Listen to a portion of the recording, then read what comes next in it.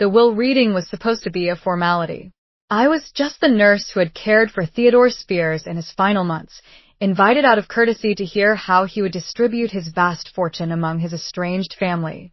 When the lawyer announced that everything had been left to his niece, Elizabeth Harris, I started to gather my things and leave. My name was Madison, after all, and I was not his niece. Then the lawyer looked directly at me and asked, "Miss Harris, what is your full legal name?"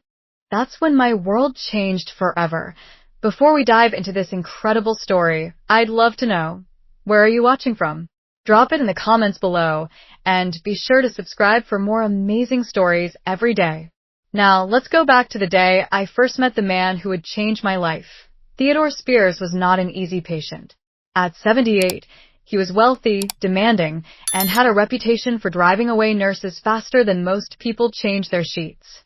When the private nursing agency called me about the assignment, they were upfront about the challenges.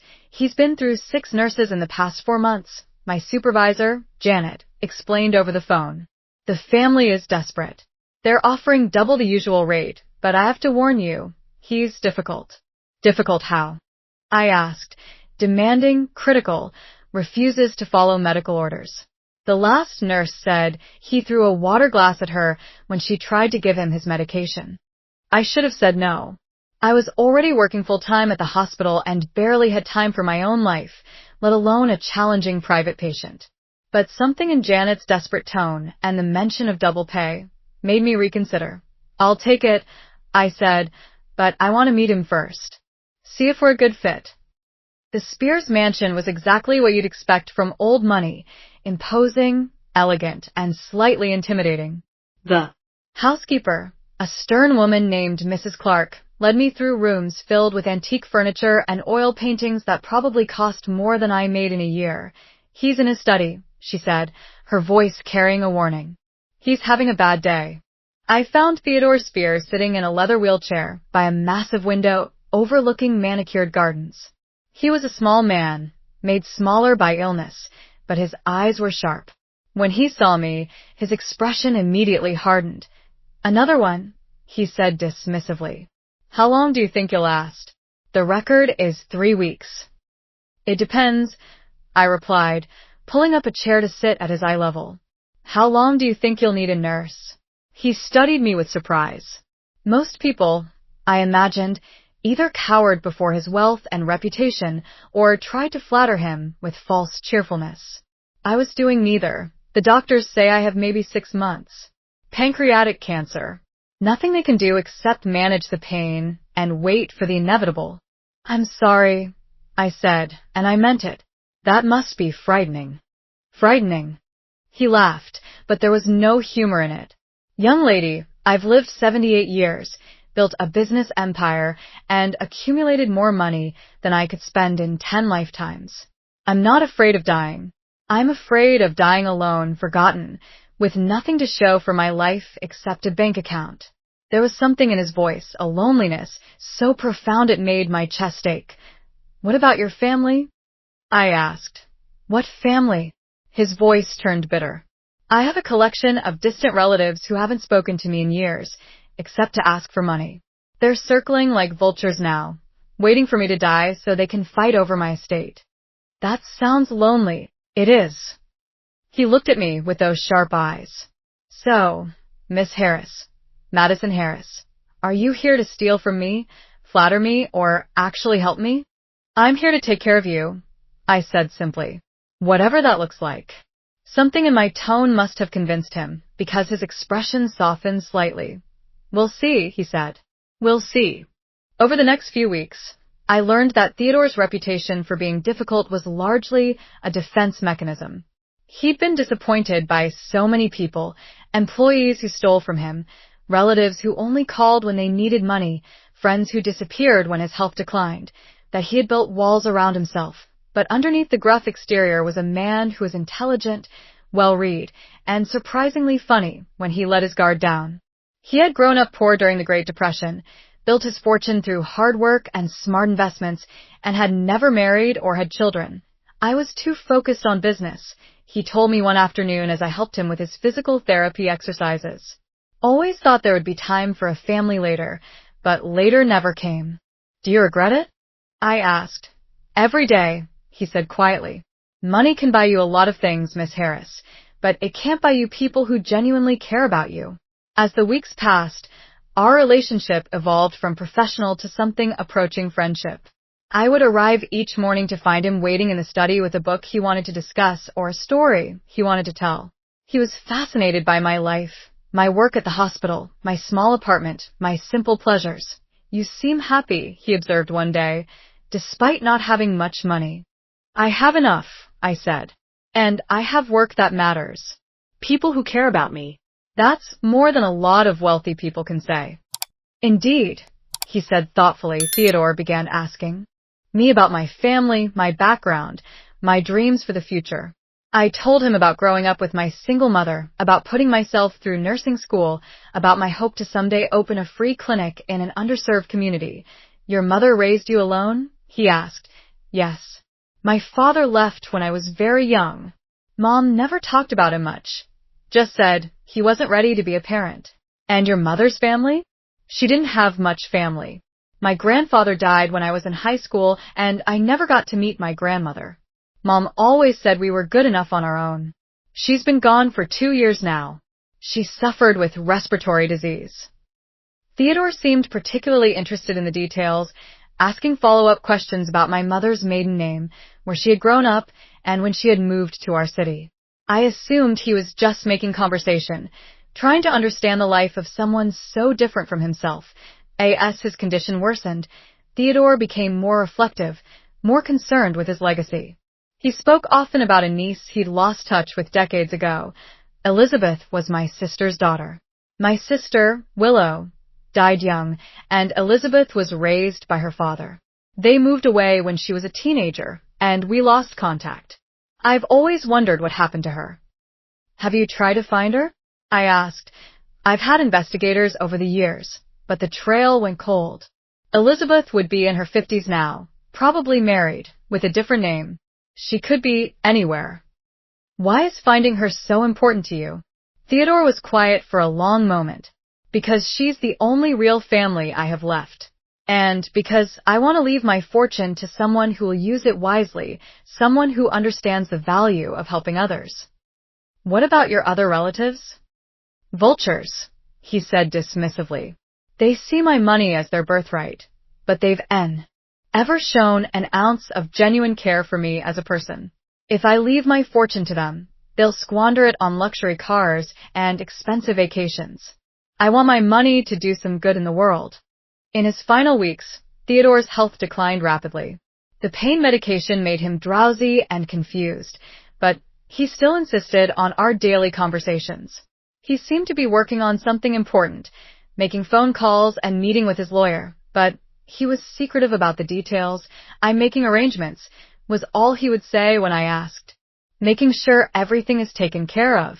One afternoon, about a week before he died, Theodore asked me to sit with him in the garden. It was a beautiful spring day, and he seemed more alert than he had in weeks. Madison, he said, using my first name for the first time, I want you to know that these past few months have been the happiest I've had in years. Mr. Spears, Theodore, he corrected gently. And I mean it.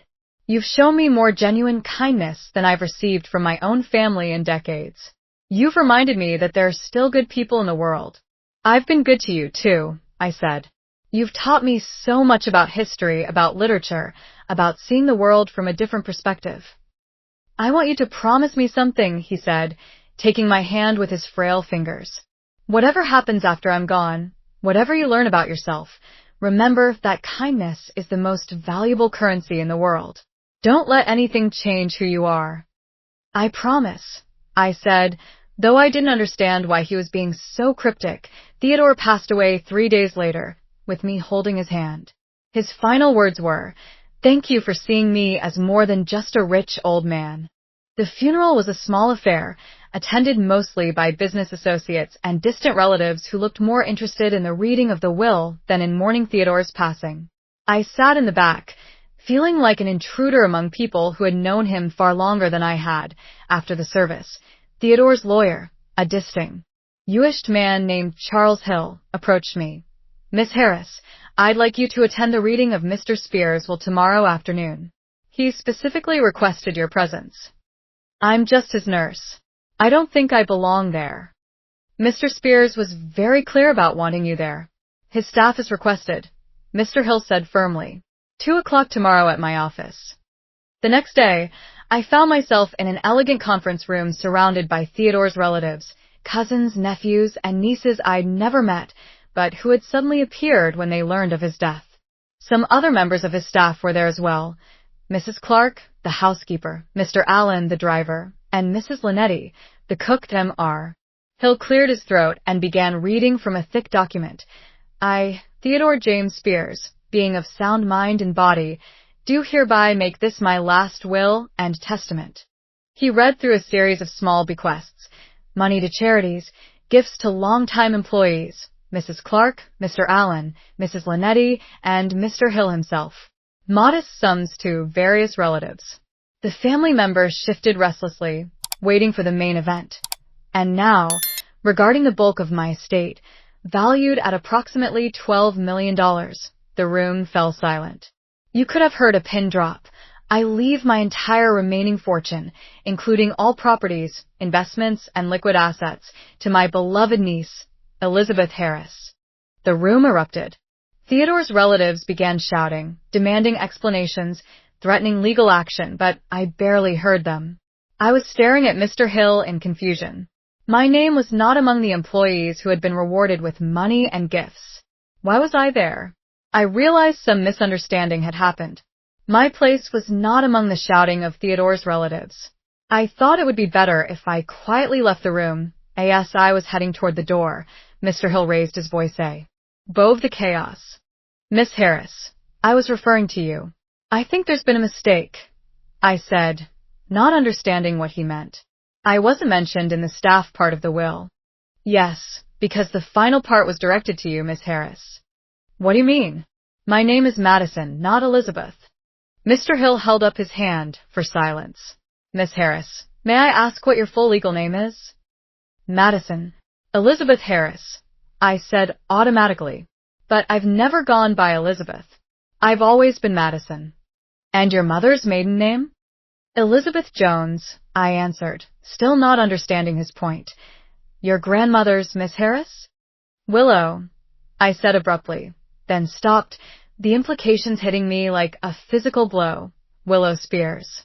The room fell silent again, but this time it was a different kind of silence, the silence of a mystery being solved. Mr.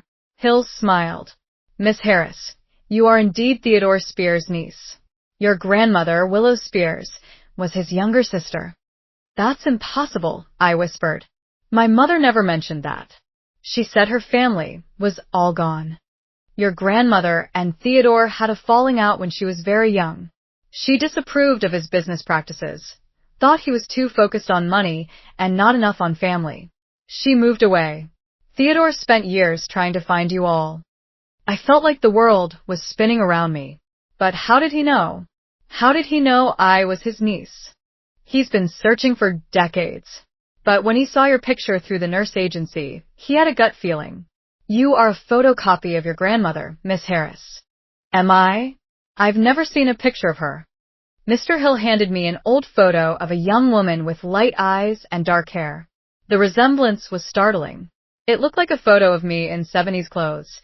The DNA test results came back a few weeks ago. DNA test. I was completely lost now. The water glass you used. During your first week of employment, Mr. Hill had it tested. His expression was kind but serious. You are indeed Theodore's biological niece, Miss Harris. But more importantly, you passed his test. What test? Theodore found another woman named Elizabeth with possible connections to his family. He spent months observing you both, testing your character, your motivations, your capacity for genuine kindness. There was another Elizabeth, Elizabeth Carver, a woman who claimed to be his niece and had been pressuring him for money for years. She visited him several times during your employment, though you probably never saw her. She was demanding, clearly interested only in his wealth. I thought back to the days when Theodore had seemed particularly tired or upset, days when he'd mentioned having difficult visitors. You, on the other hand, showed him genuine care and compassion. You treated him as a person, not as a bank account. You earned his love and respect through your actions, not your claims. One of Theodore's cousins, a red-faced man named Robert, stood up angrily. This is ridiculous. She's just a nurse who manipulated a sick old man. We'll contest this, Will. You're welcome to try, Mr. Hill said calmly.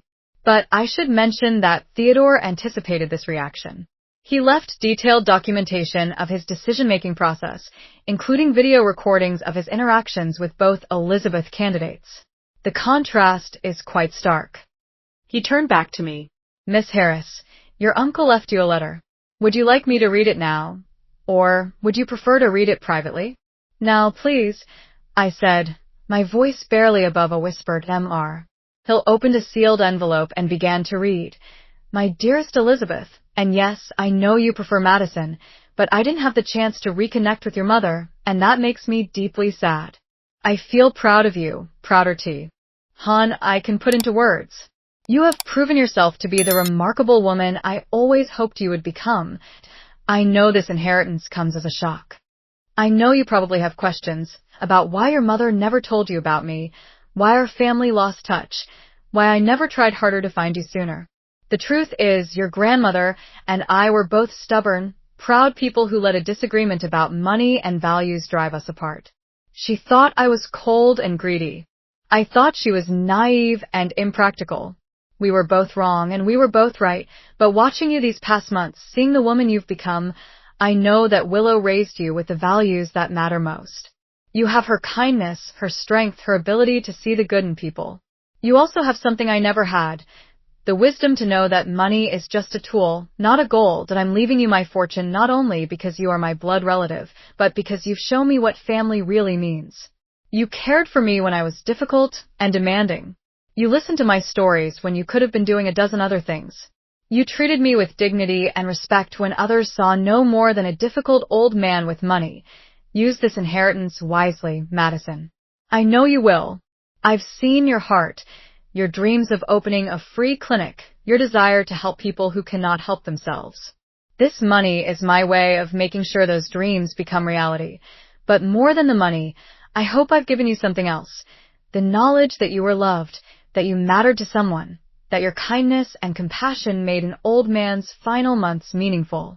You are my legacy now, not because of our shared blood, but because of your beautiful heart.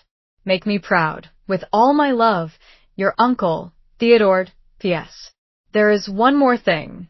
In my study, behind the Shakespeare collection, you'll find a photo album. It contains pictures of your mother as a child, of our family before everything went wrong. I saved them for you, hoping that someday I'd have the chance to share them. Now you can know the family you never knew you had. By the time Mr. Hill finished reading, I was crying openly. The hostile relatives had fallen silent, perhaps finally understanding that this wasn't about manipulation or greed. It was about love, family, and the power of genuine human connection. I don't know what to say, I whispered. You don't have to say anything, Mr. Hill said kindly. But you do have some decisions to make. This inheritance comes with significant responsibilities. Over the next few hours, Mr. Hill explained the details of Theodore's estate. In addition to the $12 million, I had inherited his mansion, his art collection, and several investment properties. It was overwhelming, almost incomprehensible. What am I supposed to do with all this? I asked. Whatever you think your uncle would have wanted. But I suspect you already know. He was right. Even as I sat in that conference room surrounded by more wealth than I'd ever imagined, I knew exactly what Theodore would have wanted me to do. 6 months later, I stood in the lobby of the Theodore Spears Community Health Center, watching families from underserved neighborhoods stream through the doors for free medical care.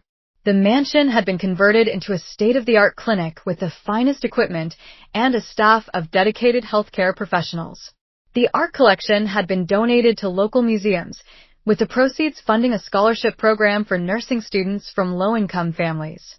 The investment properties had been converted into affordable housing for seniors and families in need, I kept enough money to live comfortably and to ensure the clinic's long-term sustainability, but the vast majority of Theodore's fortune was now working to help the people who needed it most. Mrs.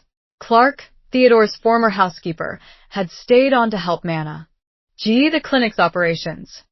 Mr. Spears would be so proud, she told me one afternoon as we watched a young mother leave with her healthy baby after a free checkup.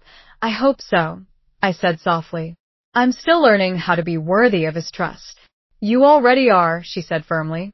You were worthy the day you chose to see him as a person instead of a paycheck. That evening, I sat in what had once been Theodore's study, now converted into my office at the clinic.